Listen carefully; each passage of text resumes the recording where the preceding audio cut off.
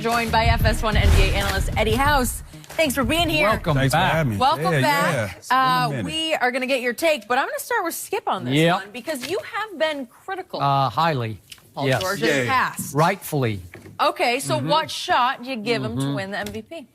I'm giving him a really good shot. And I'm here to say that faithful viewers of the show know that many times I have called Paul George Paul. Because he played more like George Paul to me, especially in Indiana, where he was not just the poor man's LeBron James, he was the destitute man's LeBron James, because he had no shot against LeBron. He shrank against LeBron James because he couldn't out LeBron, even though it looked like on paper he had the abilities to be a LeBron-like player.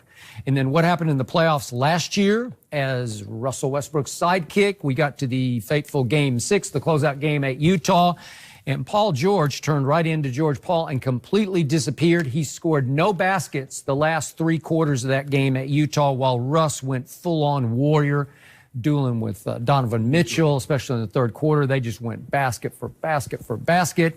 And finally, the Thunder just couldn't pull it off. They lost 96-91 because Paul George went 2 of 16, 0 for 6 from 3. And then he got his big contract and shocked the world by staying in Oklahoma City. And then it shocked me because a weird thing happened. Usually a player gets all this money and he kind of puts it in cruise control a little bit.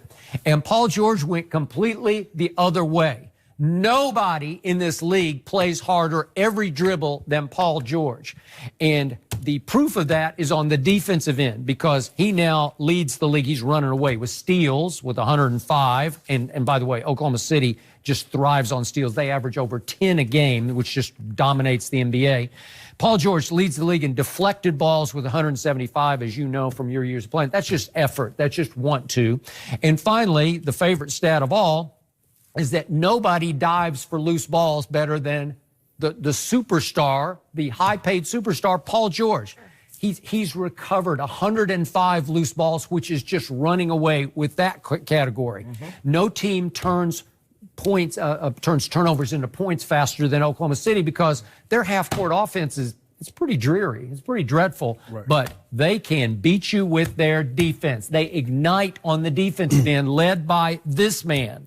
So, again, I look at the numbers at 27, 8, and 4. I think on a nightly basis, he's making clutch shots. And we're just talking about regular season, because now I got to see if he can rise and shine in the postseason. But in the regular season, I think he is closing the gap on James Harden in the MVP race. You know what, Skip? I tweeted this in the game against Philadelphia. I said, don't look now, don't at me, but Paul George is getting into the MVP. You want people to at you, though. No, don't at me. Don't at me. Crazy. I don't think he has a chance to win it, but I think he deserves credit because of the way he's playing. You know, Skip, he could always score the basketball. He was always a tremendous two-way player, but he's never been clutch. The only time he's been clutch is in the Gatorade commercials. Now he's in the Gatorade commercials. When I first saw it, it really offended me. Like, ball game? Really? Ain't no game with his shot. Okay. So now you should be even more impressed with what LeBron did to him, because LeBron kicked him. Put foots in him all the time when he was in it. He put foots on his face. Yeah, he did. It goes to show you that I think Russ has come to the real. I think Paul George is the best player now. He's been their most consistent player. I know Russ had another triple-double last night. He's up to 14. And there's a good chance he's going to average another triple-double for the season, which will be 3 consecutive seasons in which Russ has averaged a triple-double. But Paul George is their best player. Yeah. He's doing he it. Is. No, he is. He's doing it on both. You just said a mouthful now. He's doing it on both ends of the floor. And for him to hit a 4-point play that won on the ball game, that's unbelievable. It is. And he hit that on Jimmy Butler. Jimmy Butler's no slouch as the defensive player either. So for him to be able to do what he's doing, and it just goes to show, you know, everybody said, well, nobody wants to play at Russ. He wanted to play with Russ. He did. He loves playing with Russ. He wanted to play with Russ. And I don't think James Harden is just off the charts. I mean, he's averaging 36 points, 8 assists. Giannis is almost 27 points, almost 13 rebounds, 6 assists, and Bucks have the best record. But he's, you know, and my guy, you know, Go James will be back Sunday. So wait, he's coming back? Don't worry about this. I thought maybe he took the rest of the year off. Go James. So let that sink in. What Paul George is doing. What'd you say his numbers were? 27, 8, 4. but steals like he's leading the league in steals. LeBron James averaged that for a career for 16 years. And we talk about Paul George in the MVP conversation for doing that for 1 year. I thought this was supposed to be about Paul George. He's going to sneak LeBron in like you're going to sneak Tom Brady in. That just is how it goes. You know what? That's a good point. Paul George is no Tom Brady, right? Paul is having an unbelievable season. I don't think he has a very good chance of winning the MVP, but he deserves credit for as well as he's played. Yeah, he's been balling, and I think it's a direct reflection on when Carmelo left, because the problem was last year what they were doing was trying to force feed him early in the first quarter and never let him get off in the first quarter and everything else, and they like just kind of forgot about him. So he's the guy they're going to. They found their closer in him. As far as the MVP race, I don't think there's no way. You name some numbers. I see all defensive team. They're all, those numbers. He's going to be all defensive team. Might be defensive MVP. He's a player of the year. So he might be defensive player of the year. That's what he can shoot for. But as far as MVP, usually rule of thumb is it goes to the best player on the best team, right? So he has some players ahead of him. I don't think Jokic can get MVP, but he's on a team that's better, and he's averaging 19 and 10 and 7 assists, almost a triple-double. Then the Giannis, we know what Giannis doing there in first place over there, but I think it's all going to hinge on what LeBron does when he gets back. We see where they're at in ninth. If he, from this point moving forward, put them to third, then it's like, he is the most important player, the most valuable player to this team, and without him, they wouldn't be in this position. But with all that being said, this is over with. James Harden has this.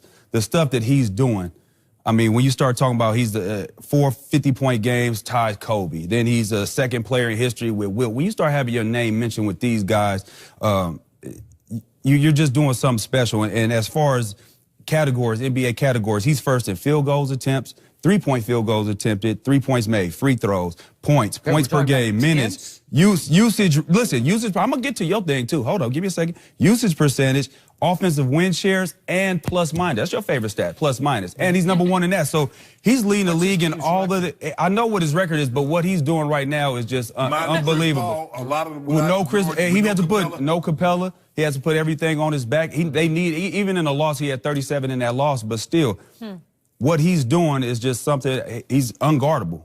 I mean, he's probably one of the best, top 3, top 4 best one-on-one players that I've seen. I mean, he's virtually unstoppable. You can't stop him one-on-one. And we've seen all the teams been loading to him defensively. I've seen one game where all 5 defensive players was on one side of the court. Yeah, P.J. Tucker dove in and hit a wide-open corner. And there are nights he stops himself because he can't shoot from 3 like that every night. Yeah, he's going to have his 3 for 18s. And that's the thing, is he going to be able to maintain this level of play? I highly doubt it, that he'll be able to sustain this level, but for so long, because when he does that, he's chasing the MVP. You've seen what happened to him in the postseason. He kind of, your legs. That's the first thing that goes with when your legs go, your jumper goes. You get a little short on it, you start overcompensating on things, on your shot, and you start missing. So I think that it's a one-man race right now. It's his to lose, and what he's doing is second to spectacular. So it's a one-man race featuring a one-sided player, like a one-way player, right? Because he doesn't play defense. Yeah, he does. He does play better defense than he has been in the past. He turns the ball over a little bit too much, but when you have the ball in your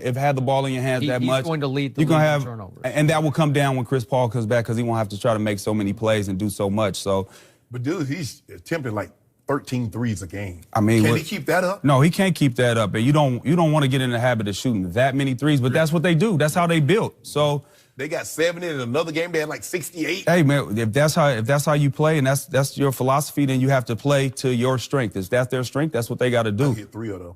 What? If I'm part of a team that shoots 73, I'm gonna hit 3. You got to take 3, or you gonna hit them? I'm gonna hit them. I don't see you. You too swole. You too big. Swole can't shoot.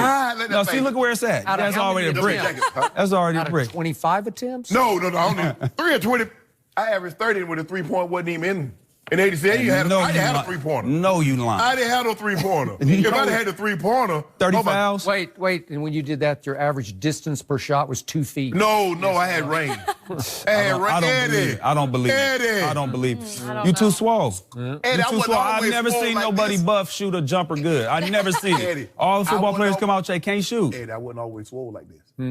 I don't believe it. Yeah, you have. No. Yeah. Eddie, I graduated high school. You got the genetics. 175, 180 pounds. Leaper. Is there any footage of this? Me and old Purvis Ellen was on the same No team. comment. Is that right?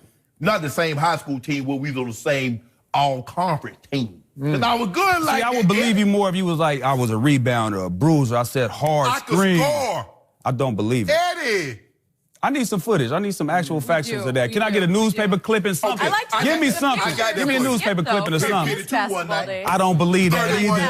19. I don't believe I'm a brave Bring me the loser. clip. You guys bring me can the settle clip. this. And by the way, Great. Eddie House once said Arizona State scored how many points? 61. 61 in one college basketball game against Cal. There you Yeah, go. against Cal. Those are the numbers They you want to talk was about. studying. Those If they didn't do the numbers. game plan, they was in there studying. No. They didn't know you could No, shoot like yeah, they that. did. No, they Eddie, did. good to have they you. did. Thanks Yeah, for them joining guys.